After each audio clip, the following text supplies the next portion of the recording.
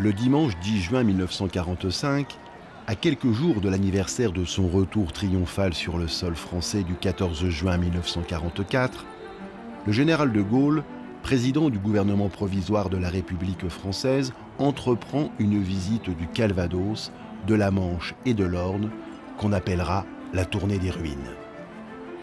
Il passe notamment par Saint-Lô, Coutances, Mortain, Sourdeval, Tingebray, Flers, Argentan et finit son périple normand à Alençon.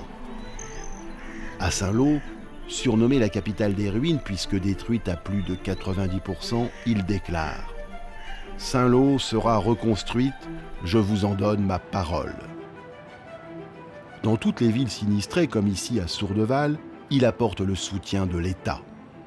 Félix Galeazzo, antifasciste italien installé dans la commune depuis la guerre, filme ce moment historique pour les Sourdevalais.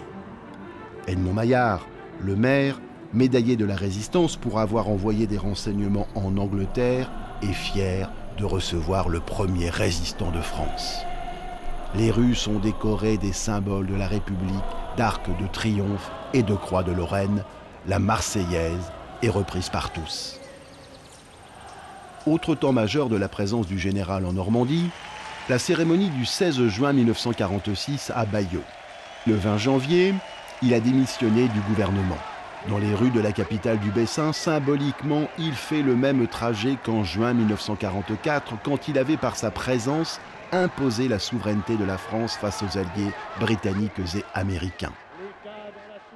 Sur une estrade dressée place du Château alors, il prononce un discours capital pour l'histoire des institutions préfigurant la Ve République. Selon le journal La Renaissance du Bessin, une marée humaine déchaînée de 40 000 personnes était présente.